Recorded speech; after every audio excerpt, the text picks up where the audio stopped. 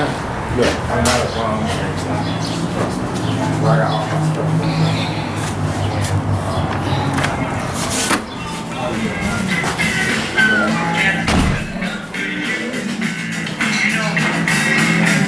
It's cool. This goes on the Flint Underground channel. I'll give you a card when I get done.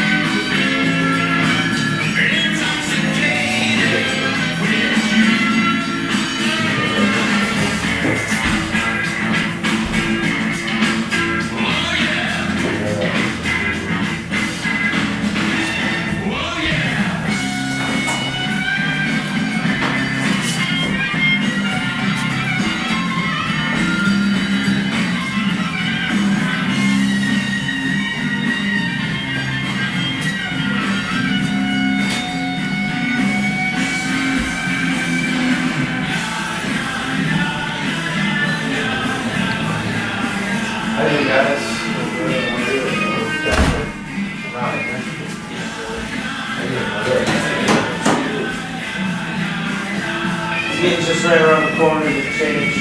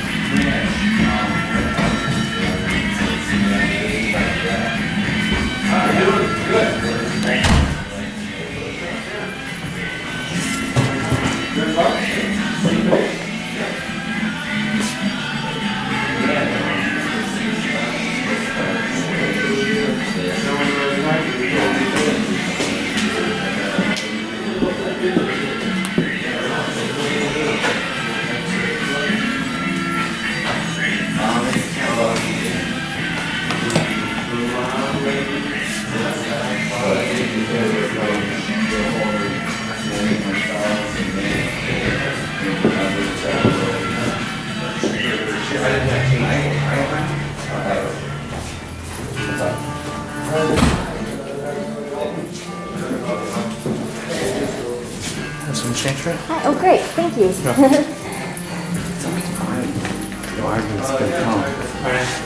He is? Cool.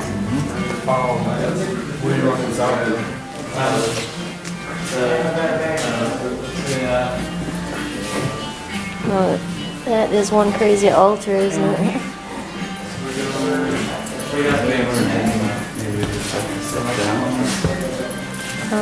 Then we'll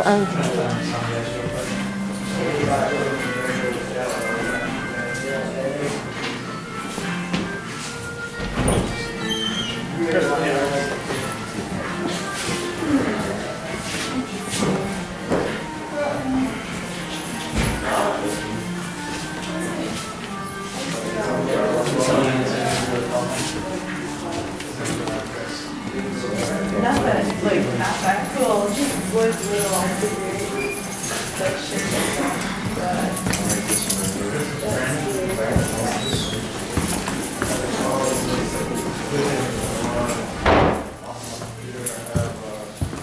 This reminds me of what Stewie did a little bit. Sits right here. It's really cool.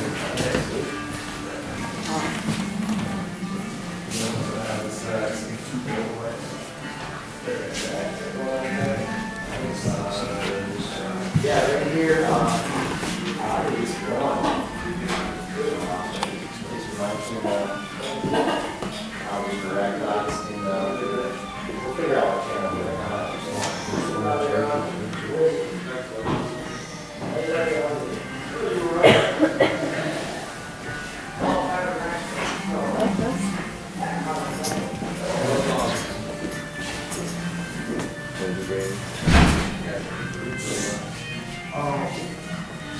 Sort of.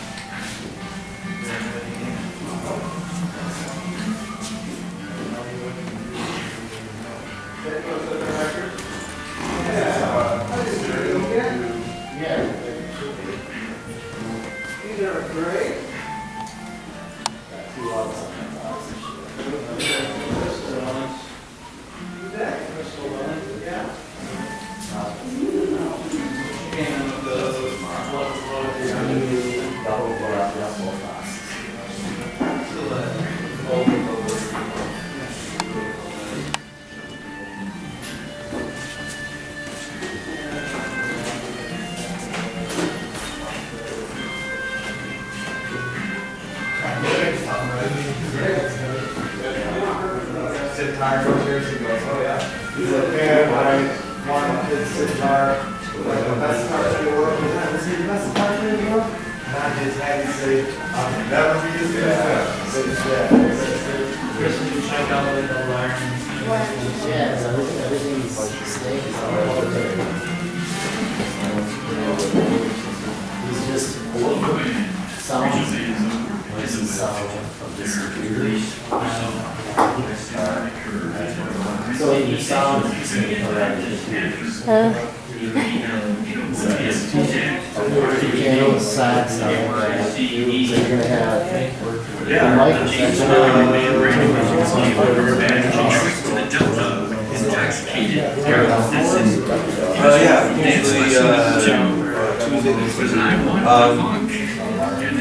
Tuesdays and Wednesdays, 3 to 9.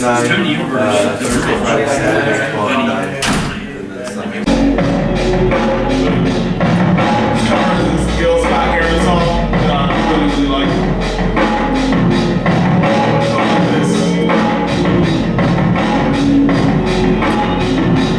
Early this morning, when you knocked upon my door, I said early this morning, when you knocked upon my door, I said, Lord, heaven save me now. I think it's time to go. 'Cause me and the devil walking side by side. I said, me and the devil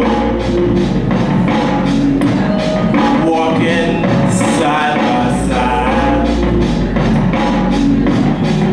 When I die, just bury my body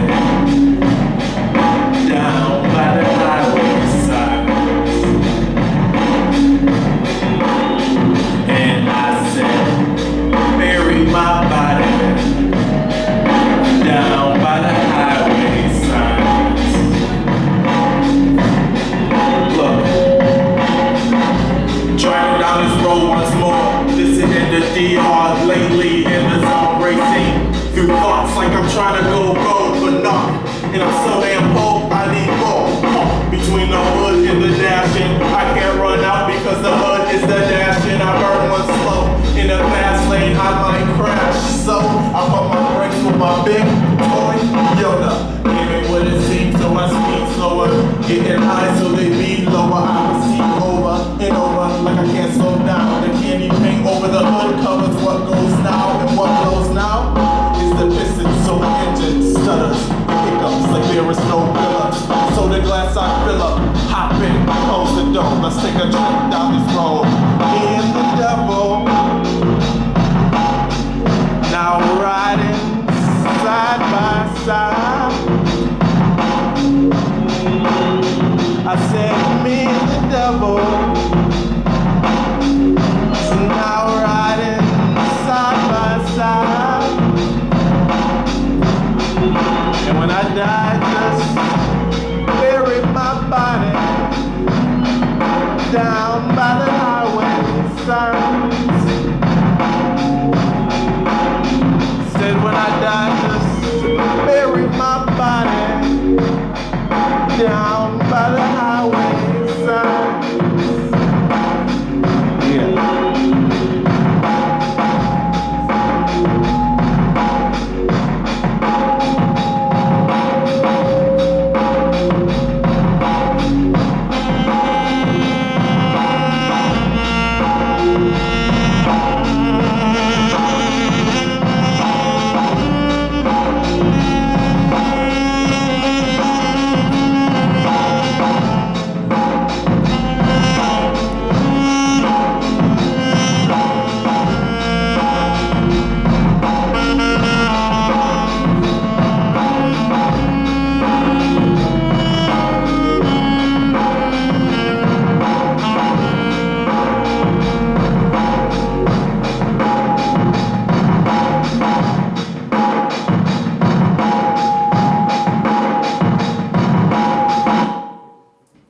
Yes. Okay. And now we're going to take a little walk out onto the patio where we were.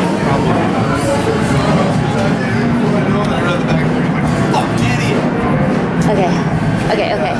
Now, where's my light at? I know, but it's like, you know, people are Is it my light on now? young people don't Is really my light on? know a lot of that shit. No, I think it is. Marvin! Hi. Marvin, say hi! Hi, everybody. I'm trying to find my light. Is the light on now? The light? Yeah, is there a light on you? It's better without the light. Did you park over there? I parked in that structure right there. Let me videotape it so that I can remember where it is. Polly's got to remember. How are you this evening? So you're going to be a guest on the Creative Alliance show in April, are you? A cigarette. Yes. I'll be a guest for a moment. And you are. My name is Benjamin Horner. And you're the publisher of what is that magazine? The Triple M Report magazine. Oh, yes, and you write for that, and also John Sinclair offers his articles as well to that publication? Yes, he's been one of our staff writers since the beginning of the magazine, 2 years ago. It's only 2 years old. Yeah. That thing is great. You got like a lot of advertisers. I am jealous when I look at that. You've got like a ton of advertisers. Well, you should sell advertising for the Triple M Report magazine. You should do good. Hey, Wally, can I get a... Anyway, and you're going to talk to us about the changes in the marijuana laws maybe later? Yeah, well, it's an ever-evolving process. You know, we got this attorney general who just does not like medical marijuana, and he will What do do you anything. think about the governor? Well, the nerd, he's pretty, he hasn't weighed in yet, and we'll see how he weighs in on dispensaries, but, he seems like, really focused on the economy, so if he's really focused on the economy, he wouldn't want to kill the biggest new emerging industry in Michigan right now. You would think. You'd think. Because right now... Or you might think he's the son of the devil and evil and just wants everybody to die. No, he's just a big nerd. Don't worry, I'll take that out. He's just a big nerd, and if he adds, does some percentages and some math based off of, it could be good. You got abandoned stores, buildings, retail, commercial, houses, and who's moving to Michigan for what? We know people that have moved up from Florida to live in Flint, Michigan, because they can grow marijuana and smoke it and make cookies for people with cancer. There's a show now on that, Weed County, I think it's called. Have you ever seen that show? Do you think that's a realistic depiction? I mean, do you think those people are for real? California is a totally different beast altogether. It's set in California, and it really is not a good representation of medical marijuana at large. But California does have a large black market for marijuana. It supplies a big portion of the country with marijuana, and that's a good thing. It's a good economy. It's the biggest cash crop in California. How do you think people will think? Okay, in the future, when this is in the history books, how do you think they'll depict the marijuana growers and the people that are being activists to get it legal? How do you think that they will depict you? Yeah, they'll laugh. They'll be like, "Really? It was illegal? Oh my gosh!" It's like when women first started wearing pants. Like at first, everyone was like, "Whoa, women are wearing pants," and then now all women wear pants. So it's status quo. So you look back and say, "Oh, what? Women cannot wear pants?" And it's kind of funny to think about it. It's going to be that way. What? You couldn't grow marijuana? You couldn't. Do you guys think that you will be the bootleggers or rum runners? Are you going to be the famous ones that on the cutting edge? I mean, not that you're a rum runner, but I mean, you're being an activist, your activism. I mean, do you think you'll fall in that class of people? Well, it depends. If it becomes commercialized, it stands to become commercialized very quickly. Or it could be like it is in Amsterdam, where it's in this legal gray area for a long period of time. Who knows? I think that there's a romantic element that's already been created around the modern American cannabis entrepreneurs and culture. I would hope that in the future that what started cannabis culture stays, and that's that we should have the freedom to control our own bodies and decide what we're going to use for medicine and for recreational use. Sure. But I think that there's going to be a lot of people that emerge as creating a new industry, and it's the wild west right now, and it's fun to be working in the wild west. Yeah, it's exciting, isn't it? It's very exciting. Yeah.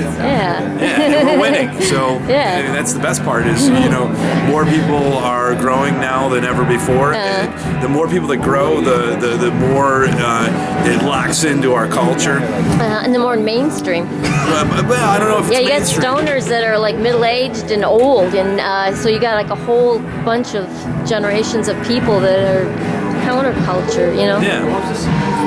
Anyway.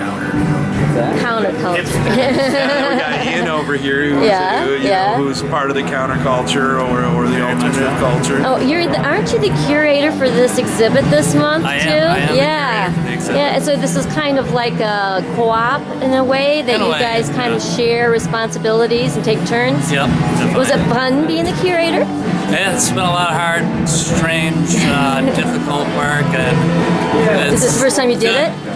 It's not my first event ever, but always doing events was really strenuous and stressful. Yeah. Oh yeah, man. Worry about it. Ups and downs. Yeah. Do you ever get mad? Things Just like fall want to apart. like shout obscenities at the people on Facebook? Like, what the fuck? Just say you're gonna join. Sometimes a little bit, but I keep it pretty mellow. And it's just been my spiritual yarns a bit. And I have to admit, every once in a while, I'm one of those people that says, yeah, maybe, and then I don't know. Anyway, I'm gonna go look down here because I think this is kind of interesting. The fact that did you look down here? We can peek in on the people in the bar in this room. Here, watch. We're right from behind the bar. I'm gonna do it.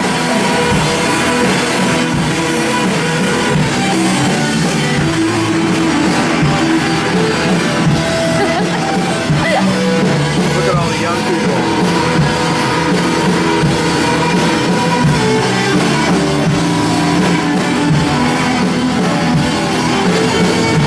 Let's go find John.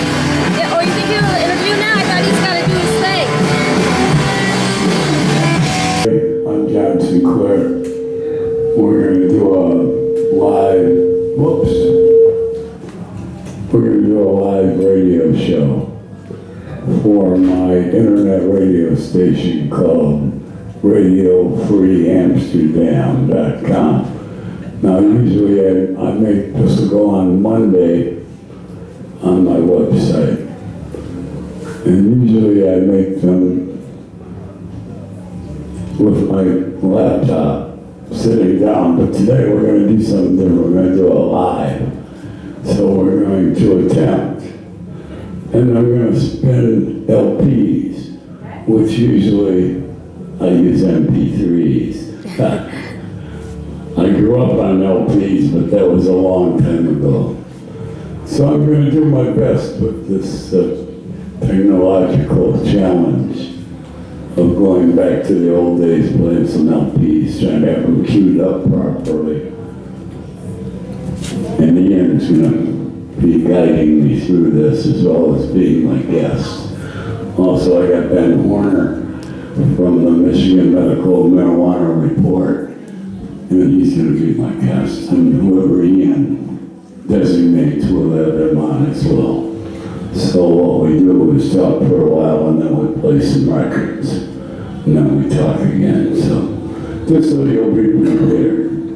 If you're going to have a smoke, go outside, go out with the records are playing. Then you won't miss anything. Then you can hear the whole thing, God willing, we can hear the whole, if our recording efforts pay off, you can hear the whole thing on Monday, starting at 4:20 a.m. at RadioFreeAmsterdam.com. And if we don't manage to get this, we'll have to cut it again in my hotel room, because it'll be up there Monday in any case. God willing. Okay. Stand by. This is good.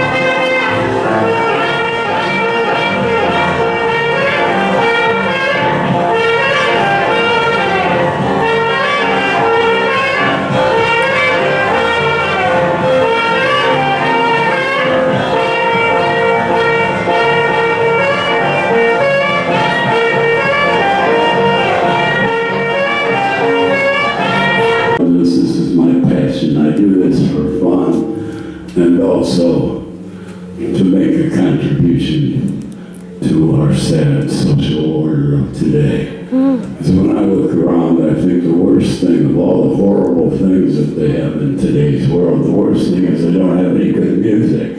Very difficult. You got to really troll through your internet access points to find some good tunes. So I put them up there myself. That's the least I can do. I want to introduce Ian Swanson. He's brought me here tonight and tomorrow. Thank you very kindly. You got your mic? Yep, okay, John. Say hi to my listeners. Hello, listeners. What are we doing here? We're at the Ice Cream Gallery in Grand Rapids, Michigan. Yep, we're here celebrating a benefit for Haiti, or Haitian peasants. Yeah, this is Ted. Would you like to, or my friend Ted Jauw? Come on a down. little bit. And we'd like to welcome you here back home. Oh, thanks. You're a homie from us. Nice to be here. Yeah, so yeah, give me a hand. I see my homie Mike Jernigan out here in the crowd. I was hoping he'd come over from Lowell.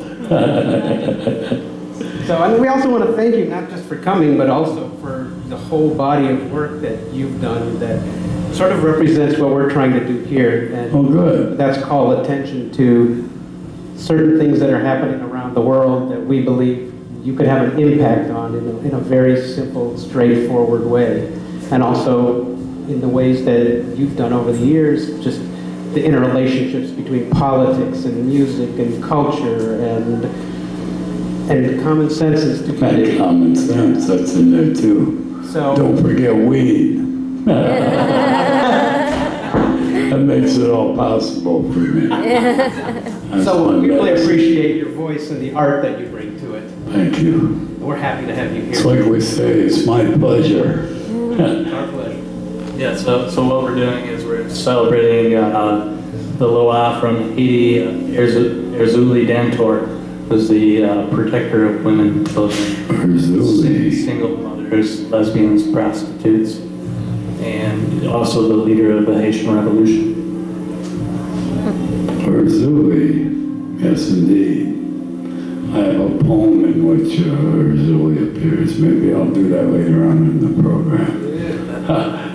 That'd be righteous. She makes an appearance in her red dress. I call her the woman in the red dress, Arzuli. Okay, what are we doing here at the Ice Cream Gallery? I mean, what's going on? Tonight, tomorrow, I hear my boy Flint Underground's coming over. Yep. It's very exciting for me because I love that guy. Yep. And our chief is here tonight too. All right, chief. Very good. The Ottawas. Yep. Punk Commandment's coming down. John's going to be performing with the Freelance Brothers with the Revolution. Very good. Are you going to bring anybody of them on like Dante? Are they going to come on here too? We can talk to anybody we want to. Yeah. Well, let's play some music. That's what I like to do because my listeners, they want to hear some good records. First off, they want to hear some good records. So the Haitian vibration, they say in New Orleans, informed all of New Orleans culture. In 1808 and 1809, about 9,000 people from Haiti came to New Orleans to live, at which time there were only 9,000 people in New Orleans, so they doubled the population, and the Haitian vibration is what flows under all the culture of New Orleans, certainly in the music of Professor Long here. Way back in the 20th century. Yeah, that was in the night before that, recording for Federal Records in 1951 when Curly had a baby. That's a nice song that was revived by the Detroit Cobras. Before that, Professor Long here, Who's Been Fooling You? And at the top of the set, Ball the Wall. That was from Atlantic Records in 1953. Yeah, Professor Long here, bringing on the John Sinclair radio show number 490, right here at the Ice Cream Gallery in beautiful downtown Grand Rapids, Michigan. I got Ian Swanson, I got Ted Jauw. They're going to tell us about the Creole Pig Festival that we're doing here this weekend. Who's starting, Ted? I guess I'll start. Okay. One of the things that we've been doing all month is looking at indigenous populations and some of the problems that they're going through and we've caused. And we've chosen as the metaphor for this month to look at what's happened in Haiti. Everybody knows that there's been an earthquake there, there's been a hurricane there, there's been all kinds of political problems there for the last hundreds and hundreds of years. Don't forget Papa Doc. Well, Papa and Baby Doc, you know. And I think that's a good point that to bring They up set a bad pace down there. that one of the things that they set was they killed the feral pig population to get rid of the power of the people to have a self-sustaining source of food, source of material, and also because the pig itself is a powerful political symbol, because Arzuli Dantour, the first priestess that started that revolution that brought those thousands of Haitians to our shores, they brought with them feral pigs that was their first self-sustaining animal. And by feral, you mean wild? Wild. You don't have to feed them. You don't have to do anything, and they just propagate. They eat your trash. Undomesticated pig. Very undomesticated. And the last time a horrible thing happened in Haiti, all of us got together and raised millions and millions of dollars, and then they killed the feral pigs, and we sold domesticated pigs to them, and then we sold grain to them, and all of those pigs are gone and dead and eaten, and the feral pigs could have populated the island. So we're asking people all over the world and your listeners to do a very, very simple thing. You can help by buying a pig.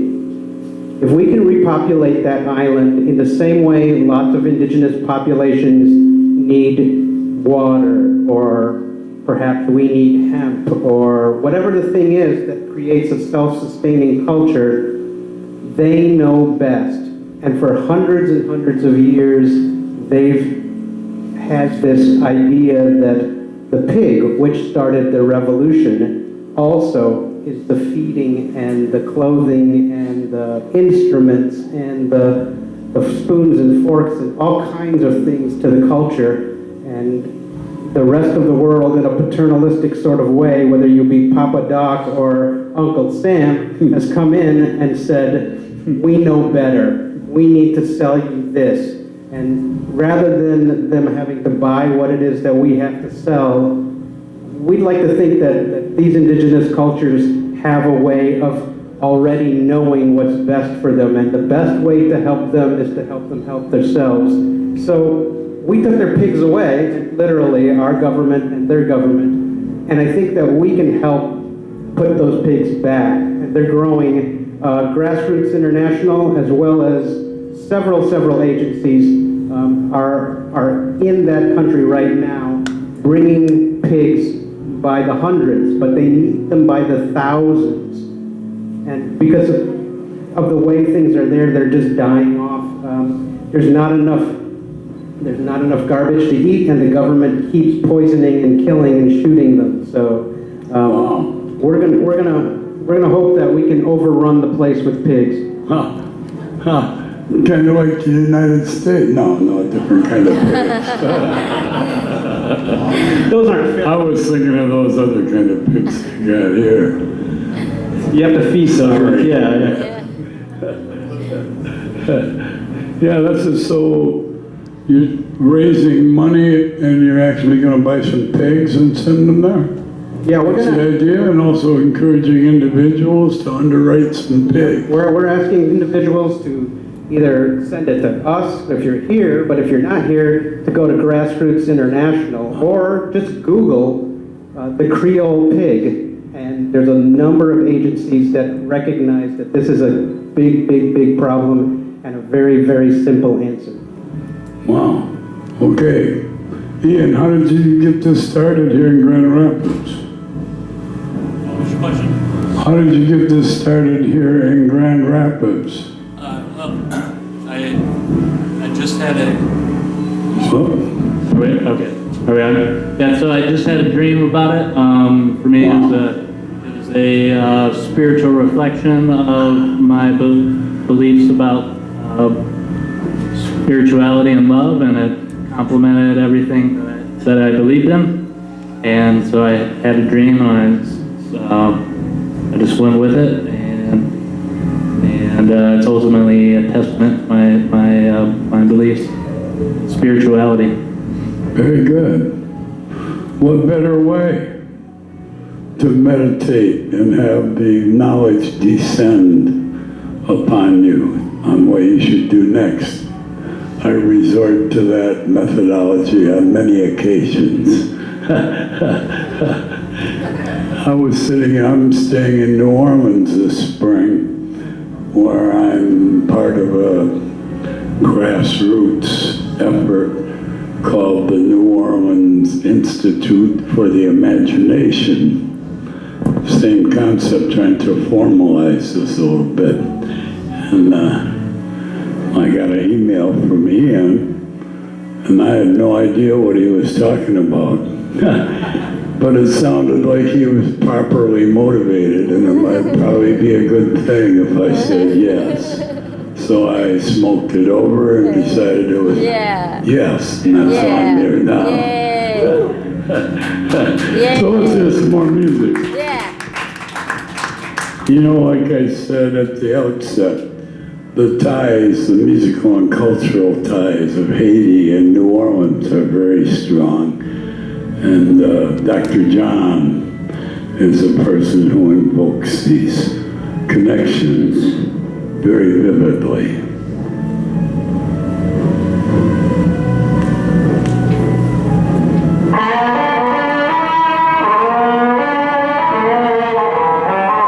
Oh, yeah, yeah. The first song through which Dr. John introduced his outlook, philosophy, and music to the world outside of New Orleans back in 1968. Yeah, you're right. This is the John Sinclair radio show. We're live at the Ice Cream Gallery in Grand Rapids, Michigan, part of the Creole Pig Festival. Well, I guess they stopped playing next door for a minute. Well, I do all my radio programs in locations somewhere. So there's background noise of many descriptions. Tonight we have the bands that are playing next door. I want to bring on the microphone my dear friend Ben Horner, also my publisher at the Michigan Medical Marijuana Report, and they have a brand new issue out, of which I'm proud to say I'm on the cover girl. Thanks, Ben. Yeah, you look good, John. Sound good. Thanks. Feeling pretty good here. I forgot to say thanks to my daughter Sunny for driving me over here from Detroit tonight, and my granddaughter Beyonce is in the house. So without them, I have nothing. So Ben, have you got somebody with you, don't you? Yeah, I am with Tasia Cofield with me. Yeah? Yeah. You're not going to reveal?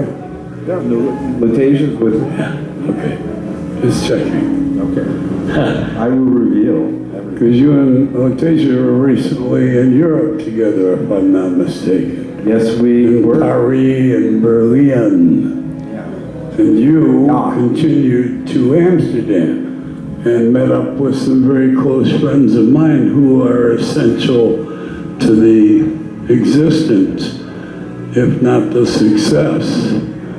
For we have very little success in contemporary terms, but success in terms of appearing regularly in cyberspace. Sidney Daniels, Steve the Fly, Farrah Van Beveren. I'm saying that because in the Michigan Medical Marijuana Report for the month of April, you have a nice little report on that, and then I wrote a response to your report to try and say exactly who these characters are, especially to me because they're my closest associates.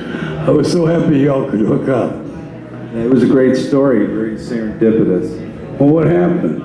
Well, you know, there was an act of God or Mother Nature or what have you, and I got laid over. Call her what you will. Call her what you will. And I got laid over in Amsterdam and called up my friend John and said, hey, who's the cool people to hang out with? And you know, I got a number and hung out with Sydney at the Hemp Shopper. Hemp Shopper. Yeah, in the Single Canal. Yeah, it experienced some herb the Dutch way, which was very nice. And anywhere you go with John Sinclair, there's going to be cool people, just like there is here some tonight. good herb too, bro. Yeah. Right now, thanks to you, as a matter of fact. Yeah. If I don't want to pull the covers off, but you know, here in Grand Rapids, Ben is based in Flint, Michigan, and has an organization called Michigan Organic Solutions. And he also writes a column with advice on growing in the MMMR. Yes, yeah, we do. Here in Grand Rapids, they passed legalization this last November, decrim, just like we did in Flint and a couple other cities. Detroit. Right, and you know, it's all kind of following your lead. Well, thank you. It's taken a long time.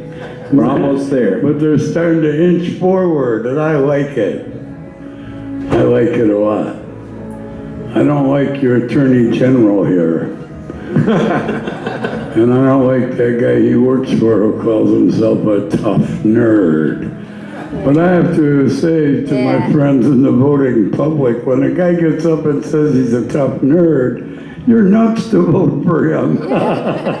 You made a big mistake. Yeah. Who wants a weak nerd even? You know, I don't want a tough nerd. Good God. Well, I appreciate the work you guys are doing in opposing these things.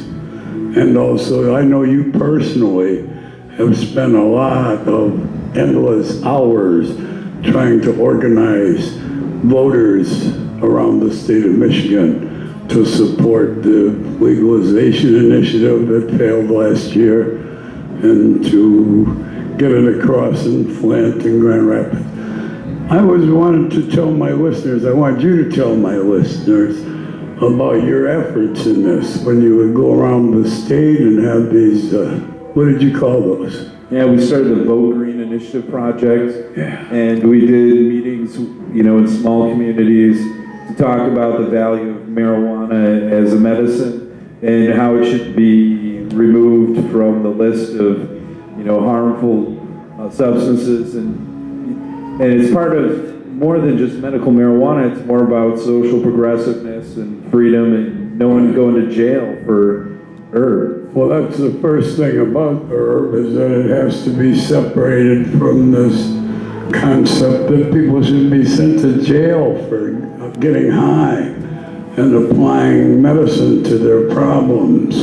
It just doesn't make any sense at all. It never made any sense, but now it makes less and less sense all the time. Man, I got an email yesterday from the Normal News Service, I believe, where they said that in Indiana, they're trying to felonize marijuana possession. Boy, that's going backwards in a handboat as fast as you can, I'd say. Yeah. What a concept. Yeah, it's really becoming a hot button issue politically. It's going to go for legalization or it's going to be even further criminalized. Depends on whether people I think it'll be A. Yeah, me too. Me too. I think we're gaining. I think last year, 2012, for the first time in America, over half of the voting public approved legalization of marijuana for all purposes, recreational as well as medical. The medical approval is more like 82%. So we've come a long way since I did 2.5 years in prison for 2 joints here in Michigan. That was 40 years ago. The law. Yeah, for what good that did. Well, but we did it. Yeah, you're right. But it still isn't changed enough. They just used to be for sales or giving away some joints, 20 years to life. For possessing some joints, 10 years. So I changed that, I'm proud to say. I fought those laws and I won. But yeah, thank you. I'm not trying to swell my head or blow my horn here, but when you talk about, as Ben said, the history of this issue in Michigan, you got to start with me. And I'm quite proud of that. And I'm even prouder of the fact that, I started this crusade almost 50 years ago. I had my first joint 50 years ago, last year. It was 1962. In 1964, I started to challenge the idea that marijuana should be a criminal matter. So that's a long time. But I'm still on the same path, so I'm kind of proud of that. And I'm glad to be here with you. I'm glad to be writing for your magazine.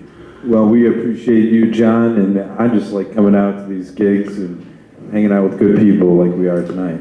Absolutely. Yesterday, well, if we could have a camera on our radio show, you could see my sweatshirt, which was a gift from the University of Michigan, Dearborn, where I appeared yesterday, and Ben was there to drive me there and get me high and take me to eat and all the important things. So we had a good time yesterday and today. I'm so glad you came over here. Well, tell them about the magazine a little bit. All right, so the magazine's published out of Flint, and Adam Brooks in there, John Sinclair, a lot of activists. Adam Brook writing from Jackson Prison. That's right, can't stop them. And, you know, there's not a whole lot of publications out there that are willing to print things that are controversial, so we just followed one of John's playbooks and started printing our own shit. And people like it, and the medical marijuana community is advertising and covering the costs of, you know, distributing it for free across the whole state. We recently had a big event out here in Grand Rapids. I wanted you to say that too. Yeah, we had a Caregivers Cup, and we gave away trophies for 5 different classifications of marijuana. We had a great party. About 100 people broke out all the best medical marijuana in Michigan, and we sampled it all. And Grand Rapids didn't shut us down. It was good for what ailed you, I'm sure. Yeah. And the people of Grand Rapids are surprisingly progressive. There's this misnomer that the west side of the state is under the control of the big nerd and other conservatives, but there seems to be a really good vibe here, especially with the art. Dare we say the dread word Amway. Yeah, but there's a lot of, turns out, just like in the nation at large, you get all this propaganda because the people that have all the money and own everything also own all the newspapers, all the television stations, all the radio stations, all the record companies, all the movies. So they're constantly putting out their message that there's not very many of us and we don't mean much, but that's not true at all. No, it's not true. And, you know, I hope that, you know, the marijuana progresses into more dynamic issues. Because it's more important than just your ability to get high or smoke weed. Although there's no sense in downplaying that, then I say. I think it's important to maintain our right to get high. They get high on their shit, why can't we get high? That's my basic mantra. So, I mean, I don't think we have to deny getting high. No. To also uphold the other values that we hold dear. To me, it's all part of the same thing. You'll find in my behavior and my activities, my writings, my poetry, what have you. I think it's important to integrate all these things. Personally, I would never write a word if I wasn't high. So, start with that. Well, you know, you can write whatever you want in the magazine. Thank you. And I do. Okay. So, I was curious. I was hoping to come up from New Orleans a month ago for the Grand Rapids event, but I got scared off when the Supreme Court shut down the dispensaries. I thought maybe the jackboots were on their way next, you know. And I thought and I probably also wanted to save you my plane fare because it was going to be tight. I wanted to spare you that much, but I wish I would have been here. Well, I like it here. That's good. You know, the Supreme Court decision is probably the most ridiculous Supreme Court decision that ever happened. There's 2 Supreme Court justices that wasn't there. One was indicted for some, you know, ridiculous scandal. And it was a split decision that basically says that if I'm a medical marijuana patient, I can't share my medicine with another sick person. And that's not the spirit of the law. And, you know, Michigan has this reputation for corrupt government. It's time for the government to start listening to what the people say. Always a good idea. Okay, Ben, thanks a million. Let's hear a little music from the other side of the galaxy from Dr. John. Although I happen to know personally Dr. John is and was a big fan of our next artist, Sun Ra, and his orchestra.